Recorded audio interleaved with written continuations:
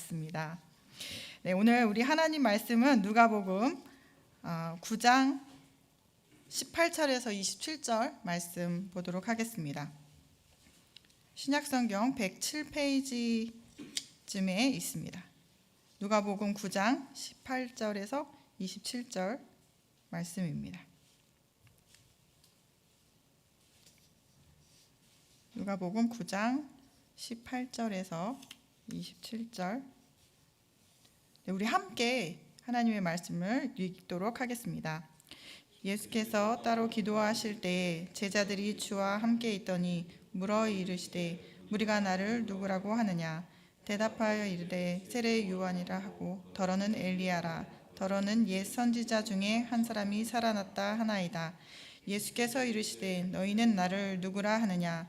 베드로가 대답하여 이르되 하나님의 그리스도시니다 하니 경고하사 이 말을 아무에게도 이르지 말라 명하시고 이르시되 인자가 많은 고난을 받고 장로들과 대제사장들과 서기관들에게 버림받아 죽임을 당하고 제3일에 살아나야 하리라 하시고 또 무리에게 이르시되 아무든지 나를 따라오려거든 자기를 부인하고 날마다 제 십자가를 지고 나를 따를 것이니라. 누구든지 제 목숨을 구원하고자 하면 잃을 것이요 누구든지 나를 위하여 제 목숨을 잃으면 구원하리라. 사람이 만일 온 천하를 얻고도 자기를 잃든지 빼앗기든지 하면 무엇이 유익하리요? 누구든지 나와 내 말을 부끄러워하면 인자도 자기와 아버지와 거룩한 천사들의 영광으로 올 때에 그 사람을 부끄러워하리라. 내가 참으로 너희에게 이르노니 여기 서 있는 사람 중에 죽기 전에 하나님의 나라를 볼 자들도 있느니라. 아멘. 네, 제가 8주 전에 사도행전으로 수요 설교를 했었습니다. 그리고 오늘은 그 저자가 같은 누가복음을 중심으로 제자가 사는 방식이라는 제목을 가지고 말씀을 전하려고 합니다. 오늘 첫 번째 주에 작은 소제목을 붙였는데 자기 부인입니다. 그리고 두 번째 주에 붙인 소제목은 세상 관점 부인입니다. 세 번째 주는 자기 소유 부인입니다. 그리고 네 번째 주는 섬김입니다. 이렇게 딱 들어보시면 알겠지만 이게 별로 하고 싶지 않은 겁니다. 좀 피하고 싶고 또 어려운 것들입니다. 그런데 이것을 우리 예수님께서 우리에게 말씀하셨다는 것이죠. 그리고 우리에게 주신 말씀입니다. 성경에는 누구나 들어도 언제나 아멘이 절로 나오는 말씀들이 있습니다. 시편 23편처럼 여호와는 나의 목자시니 내게 부족함이 없으리로다. 이런 말을 그냥 딱 9절만 들어도 아멘이 나옵니다. 또 여호수아 1장 9장처럼 내가 내게 명령한 것이 아니냐, 강하고 담대하라, 두려워하지 말라, 이런 말씀 들으면 또 힘이 나기도 하죠. 그러나 다른 한편으로는 우리에게 부담을 주시는 말씀이 있습니다. 제가 4주간 하는 말씀이, 전하려고 하는 성경의 말씀이 다 그와 같습니다.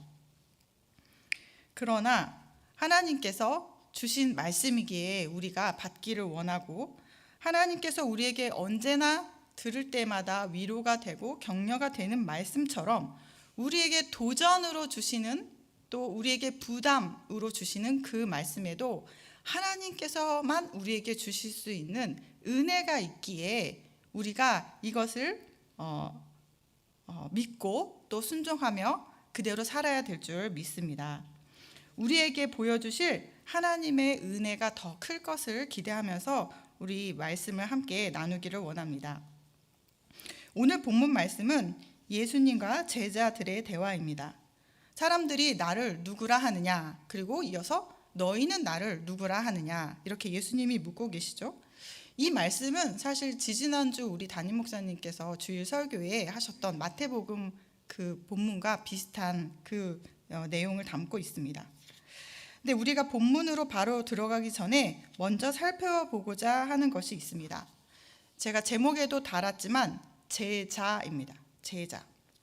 오늘 본문 말씀은 9장 중반쯤에 있는데 그 누가복음의 6장쯤 중간에 가면 예수님이 아마 이렇게 그 돌아가서 6장을 펴보셔도 좋을 것 같습니다. 6장쯤에는 중간쯤에 예수님이 밤이 새도록 그 기도를 하신 다음에 12명의 제자를 부른 사건이 나옵니다. 그리고 예수님이 그 제자들과 함께 생활하시면서 많은 기적을 행하시고 하나님의 나라를 선포하십니다.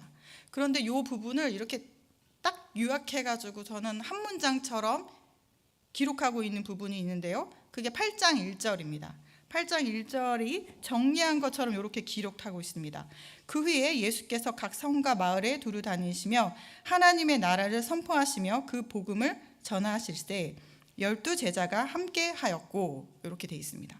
그리고 나서 우리 본문이 속해 있는 9장의 1절에 가면 어떻게 나오냐면요, 예수님이 하셨던 그 사역을 제자들에게 하도록 하십니다. 9장 1절 2절에 예수께서 12 제자를 불러 모으사 모든 귀신을 제어하며 병을 고치는 능력과 권위를 주시고 하나님의 나라를 전파하며 앓는 자를 고치게 하려고 내보내시며, 이렇게 되어 있습니다. 즉 예수님이 하신 그 일을 제자들이 이제 할 수 있도록 예수님이 권위를 주시고 내보내셨다는 거죠. 그래서 결론이 어떻게 되냐면 9장 6절인데요. 제자들이 나가 각 마을에 두루 다니며 곳곳에 복음을 전하며 병을 고치더라, 이렇게 기록되어 있습니다. 아멘입니다. 곧 제자들이 예수님처럼 했습니다. 예수님을 따르면서 봤고 경험했고 그리고 알았던 그 모든 것들을 예수님처럼 이 제자들도 지금 가서 그렇게 행하고 있는 것이죠. 그리고 이게 제자입니다. 내가 따르는 그분이 어떤 생각을 갖고 어떤 마음을 갖고 무슨 일을 했는지를 보고, 그리고 거기에서 머무르는 게 아니라 내가 그와 같이 되어서 그 일을 하는 겁니다. 그런데 예수님의 제자들에게만 주어진 놀라운 능력이 있죠. 뭐 소크라테스를 따르나 이 세상의 어떤 선생님을 따르는 건 학문적인 지신, 어떤 그냥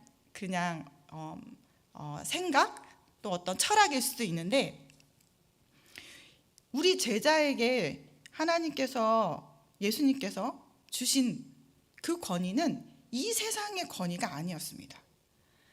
하늘나라를 사는 사람의 권위, 그리고 그 능력, 그것을 제자들이 예수님을 통해 받고 지금 이 능력을 제자들에게 주신 것이죠.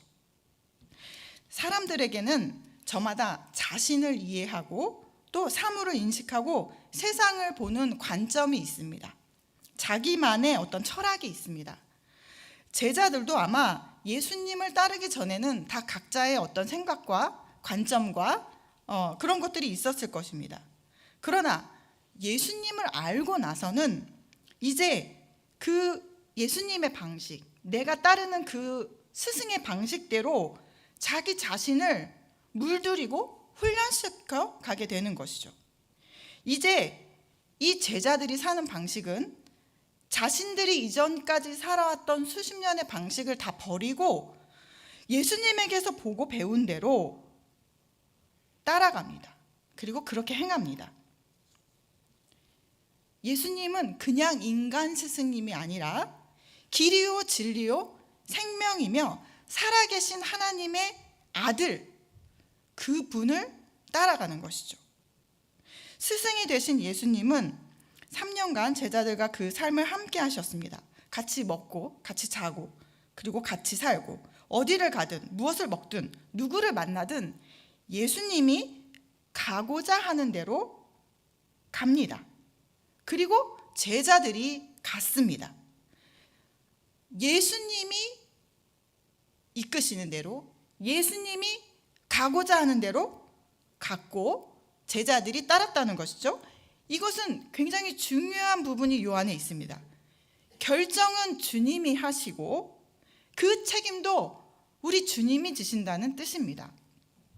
그런데 예수님이 제자들을 부르신 이유는 단순히 그들의 삶을 책임지고 니네 이제 먹고 살 일 걱정 없어 라고 부르신 게 아니라는 거죠. 그것보다 더 큰 목적이 있으니 예수님과 함께함으로 하나님의 나라를 보여주기 위함입니다. 예수님처럼 하나님 나라의 복음을 위해 전할 수 있도록 하셨다는 거죠. 중요한 것은요, 예수님처럼입니다. 예수님처럼 그 일을 하기 위해서 제자들을 불렀다는 것이죠. 오늘 본문의 시점은 제자들의 자신감이 뿜뿜한 그런 상태입니다. 예수님의 제자로 예수님이 행했던 능력을 똑같이 행한 이 시점이죠. 이스라엘이 바라던 메시아가 오셨고 구약의 예언대로 예수님이 기적을 행하시고 약하고 가난한 자, 병든 자들을 일으키시고 도우신 것을 봤습니다. 그리고 이제 그 예수님의 능력이 제자들과 함께해서 예수님이 말씀하신 대로 제자들이 가서 그 권능으로 복음을 전하고 귀신을 쫓아낼 때에 제자들의 어깨가 얼마나 으쓱하겠습니까? 내가 예수님처럼 이런 권능을 행하게 됐구나. 우리 예수님과 함께 했더니 이런 일이 일어났구나. 라면서 정말 자신감이 충만해 있을 때입니다. 이렇게 자신감이 넘치고 살맛이 나는 시점에서 예수님과 제자들이 나눈 대화가 오늘 본문의 말씀이라는 것이죠. 예수님은 제자들이 자신을 어떻게 고백하는지 듣고 싶어 하셨습니다. 그 이유는 제자들이 예수님을 바로 알기를 원하셨기 때문입니다. 이제부터, 지금까지 아니고 이제부터 예수님이 가야 할 길에 대해서 이어서 말씀을 하기 위해서입니다. 앞으로 가야 할 길이 지금처럼 승승장구하고 좋은 길이 아니기 때문이죠. 곧 고난과 죽음의 길을 말씀하셨습니다. 뿐만 아니라 제자들에게도 자신을 포기하고 하나님 앞에 자신을 굴복시키실 것을 요구하고 계신 것이죠. 23절 4절의 말씀입니다. 아무든지 나를 따라오려거든 자기를 부인하고 날마다 제 십자가를 지고 나를 따를 것이니라. 누구든지 제 목숨을 구원하고자 하면 잃을 것이요 누구든지 나를 위하여 제 목숨을 잃으면 구원하리라. 자기 십자가를 지고 예수님을 따라오라고 합니다. 십자가는 죄수가 받는 죽음의 형틀입니다. 그것을 지고 예수님을 따라오라고 하는 것은 죽음을 각오하고 따라오라는 말씀인 것이죠. 자기 십자가라고 하는 것은 보통 사람들도 다 경험하는 어떤 질병, 가난, 가정의 문제, 이런 일반적인 고통과 어떤 슬픔을 뜻하지 않습니다. 여기에는 예수님을 섬기기 때문에, 예수님을 믿기 때문에 받는 고난을 말합니다. 예수님을 섬기기에 받아야 하는 손해, 예수님을 믿음으로 고백하기 때문에 내가 견뎌야 될 인내, 박해, 환난, 희생, 더 나아가서 죽음입니다. 자, 이제 이 무서운 이야기를 하시는 이유는 무엇일까요? 예수님께서 이제 이 무서운 이야기를 하시는 이유, 예수님의 능력으로 귀신을 쫓고 복음을 전하고 충만해져 있는 이때 이 무서운 얘기를 하시는 이유는, 그것은 나의 힘으로, 제자의 힘으로 감당할 수 없는 일들이 일어날 때에 예수님의 힘으로 이겨낼 수 있다는 것을 말씀하기 위함입니다. 가장 핵심적인 이유는 이제 예수님이 고난과 죽음, 그리고 그 부활의 사건이 가까이 왔기 때문입니다. 제자들은 예수님과 함께 하지 않았다면 결코 함께 할 수 없는 사람들을 그동안 만나왔습니다. 이방인들, 이스라엘 유대인들이 개 취급했던 이방인들, 그리고 병든 자, 그냥 병든 자도 있지만 죄가 있어서 눈이 멀었다고, 죄가 있어서 장애를 갖고 태어났다고 하는 그런 사람들, 또 창녀, 세리, 이 사회에서 하찮게 느껴지고 가까이 하고 싶지 않았던 사람들, 그 죄인들과 제자들이 함께 있었습니다. 이유는 예수님과 함께 했기 때문입니다. 예수님이 그 사람들을 찾아갔기 때문에 제자들도 함께 간 것이죠.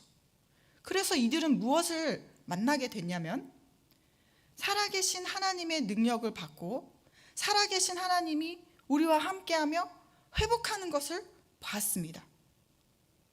이 경험들이 우리 함께 예수님과 했던 제자들에게 경험되어진 것이죠. 죄인들과 병자들을 만나러 가는 길은 결코 편안하거나 안락한 길은 분명히 아닙니다. 그러나 예수님이 거기 가시니까 제자들도 간 것입니다.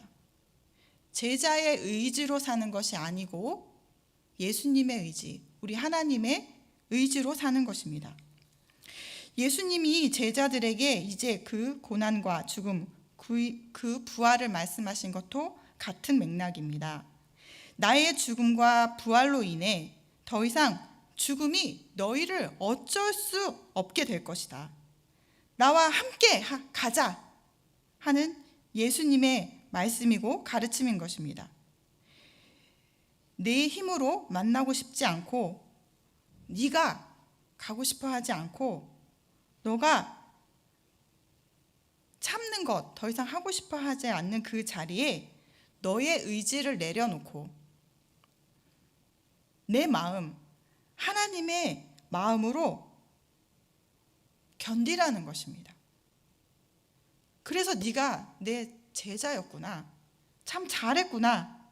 내가 이제 하나님의 나라를 볼 것이란다 하시는 우리 예수님의 격려의 말씀입니다. 그리고 결국 내가 여기 있는 거기가 어디든지 간에 너희와 함께 항상 있을 것이고 거기서 하나님의 나라를 보게 될 것이라는 말씀입니다. 27절인데요. 내가 참으로 너희에게 이르노니 여기 서 있는 사람 중에 죽기 전에 하나님의 나라를 볼 자들도 있느니라. 아멘. 유진 피터슨의 메시지 성경으로 오늘 본문 23절과 24절을 제가 읽도록 하겠습니다. 따로 PPT를 준비하진 않았기 때문에 들어주시면 좋을 것 같습니다. 이어서 예수께서 그들에게 예상되는 일을 말씀해 주셨다. 누구든지 나와 함께 가려면 내가 가는 길을 따라야 한다. 결정은 내가 한다. 너희가 하는 것이 아니란다. 고난을 피해 달아나지 말고 오히려 고난을 끌어안아라. 나를 따라오너라. 그러면 내가 방법을 일러주겠다. 자기 스스로 세우려는 노력에는 아무 희망이 없다. 자기를 희생하는 것이야말로 너희 자신, 곧 너희의 참된 자아를 찾는 길이며 나의 길이다. 예수님이 우리에게 너희 자신을 부인하면서 따라와라 하는 이 말만 들었을 때는 우리에게 이게 짐이고 부담일 수 있습니다. 그런데 우리 예수님이 이 땅에 오신 이유, 임마누엘, 하나님이 우리와 함께 하시기 위해서 오셨습니다. 제자들을 부르신 이유도 예수님과 제자들이 함께 하도록 하기 위해서 부르셨다는 것이죠. 함께 하기 위해서 불렀다는 것은 뭐냐면 예수님과 함께하는 그 자리에 하나님의 나라를 보여주시기 위함입니다. 지금도 살아서 우리 가운데 일하시는 그 눈에 보이지 않는 하나님을 보여주시고 경험해 주시기 위하여 부르셨다는 것이죠. 예수님이 가시는 곳에 제자는 갑니다. 자기를 부인하며 갑니다. 자기를 부인하고 주를 따르는 그 길은 쉽게 결정할 수 있는 일은 아닙니다. 그런데 오늘 우리 예수님께서 너무너무 사랑한 이 제자들에게 자기를 부인하고 나를 따라오라고 말씀하신 데는 이 세상에서 보여줄 수 없고 경험할 수 없는 하나님의 나라를 예비하셨기 때문이라는 것이죠. 나를 꺾고 나를 그 십자가에 못 박을 때에, 그리고 예수님의 말씀을 따라 그 어려운 결정을 할 때에 거기에서 내가 너에게 하나님의 나라를 오늘 보여주겠다는 주님의 말씀이 있는 것입니다. 여러분, 우리 예수님이 우리에게 요구하시는 또 말씀하시는 것들에게는 그 전제가 뭐냐면요, 가장 좋은 것을 주신 분이라는 겁니다. 우리에게 가장 좋은 것을 주시는 분이요. 자기를 부인하고 따르라는 예수님의 말씀의 전제에는 우리에게 가장 좋은 것을 예비하셨다는 뜻이 있습니다. 쉽지 않고 힘든 그 길을 예수님 이름 때문에 선택한 그 제자에게는 오늘, 지금 하나님의 나라를 보여주시겠다는 약속입니다. 날마다 제 십자가를 지는 그 길은 결코 쉽지 않지만 그 길을 혼자 가도록 내버려 두지 않고 우리 예수님이 앞장서서 가시겠다고 하십니다. 예수님과 함께 예수님처럼 가는 것입니다. 그럴 때에 주님이 그 자리에서, 그 어려운 결정을 예수 이름 때문에 한 그 자리에서 하나님이 오늘도 살아서 일하고 계시며 하나님의 나라를 우리 눈에 보여주실 줄 믿습니다. 갈라디아서 2장 20절은 이렇게 말씀합니다. 내가 그리스도와 함께 십자가에 못 박혔나니 그런즉 이제는 내가 사는 것이 아니요 오직 내 안에 그리스도께서 사시는 것이라. 이제 내가 육체 가운데 사는 것은 나를 사랑하사 나를 위하여 자기 자신을 버리신 하나님의 아들을 믿는 믿음 안에서 사는 것이라. 아멘. 우리는 주님의 제자로 부름을 받을 때에 우리에게 향하신 주님의 분명한 목적이 있었습니다. 그리고 있습니다. 우리 안에는 끝없는 죄의 욕망들이 있습니다. 그 안에서 태어나는 감정들이 있습니다. 화남이 있고 분냄이 있고 열망이 있지만 왜곡된 열망들이 있습니다. 그러나 그것들을 다 주님의 말씀으로 잠재우고 나는 가기 싫은 그 길을 우리 예수님이 거기 가시니까, 예수님이 원하시니까 나를 쳐서 그 길로 선택할 때에 거기에서 하나님의 놀라운 은혜를 경험하게 될 줄을 믿습니다. 저는 개인적으로 말이 그렇게 많은 사람은 아닙니다. 그리고 또 다른 사람들과 함께 이야기하는 것을 그렇게 좋아하는 사람도 아닙니다. 원래 성격이 그렇습니다. 학교 다닐 때 1년에 친구 한 사람 딱 사귀면 이제 전 성공입니다. 1년에 친구 한 사람. 그런데 이제 주님의 일을 하면서 제 안에 도전이 생겼습니다. 우리 청년들에게 하나님 말씀을 전하면서 내가 하나님의 말씀을 전했는데 가서 여러분들도 말씀을 들고 주변 사람들에게 복음을 전하라고 했는데 정작 제가 만나는 사람들은 다 믿는 분들이니까 제가 가서 복음을 전할 어떤 기회들이 쉽지는 않았거든요. 그런데 그런 내가 말씀으로 살았을 때에 어떤 일이 일어나는지를 경험해 보고 싶다는 생각이 들었습니다. 특별히 복음을 전하는 일에 있어서요. 정말 수다쟁이 선생님이, 제가 아는 지인 중에 그런 분이 있는데 3시간을 혼자 얘기해도 지치지 않는 그런 분입니다. 그 분에게 복음을 전하고 싶다는 생각이 들었습니다. 그래서 제가 지치고 그분과 분명히 얘기가 끝난 다음에는 집에 와서 거의 쓰러질 거라는 것을 예상을 했지만 그럼에도 불구하고 그분을 만나서 밥을 사고 얘기를 다 들어주고 그리고 복음을 전했습니다. 그분의 반응은 그 자리에서 주님을 영접하진 않았지만 제 생각에는 좀 놀라웠던 반응이 자기를 위해서 기도해 달라는 이야기였습니다. 자기가 하나님을 알아가도록, 그리고 자기를 위해서 기도해달라는 그런 이야기를 저한테 부탁을 했습니다. 제가 그때에 정말 감사했습니다. 내가 하나님의 복음을 전할 걸 결심하지 않았다면, 내가 내 성향대로 이분과 이렇게 거리를 두는 걸 유지했다면 이걸 몰랐을 텐데, 주의 말씀에 도전하고 한번 내가 해봐야 되겠다.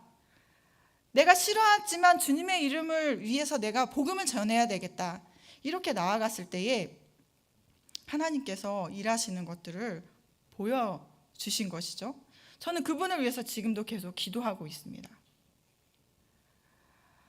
우리 유치부 학부모님들 안에도 그런 고백들이 있습니다. 자기의 아픔과 똑같은 분을 위해서 기도하면서 전도를 위해서 힘쓰는 그런 분들이요. 나의 성향, 나의 뜻, 내 생각, 내 방식, 이게 다 틀린 건 아닙니다. 그런데 하나님의 말씀과 대치될 때에, 그래, 하나님의 말씀이 이렇다는데 내가 한번 해봐야 되지 않겠나? 하나님이 이렇게 약속하셨는데 내가 이거 한번 도전해 봐야지 않겠나? 이렇게 하고 그것을 삶으로 살아낼 때에 그 살아있는 하나님의 말씀이 나의 삶 가운데, 우리의 삶 가운데 역사하는 것을 경험하게 될 줄 믿습니다. 우리 모든 성도님들 그와 같은 삶을 살고 있는 줄 믿습니다. 그러나 더 큰 도전을 하시고, 그리고 더 큰 하나님의 은혜를 다 누리시는 우리 성도님들 다 되시기를 축복하며 소원합니다.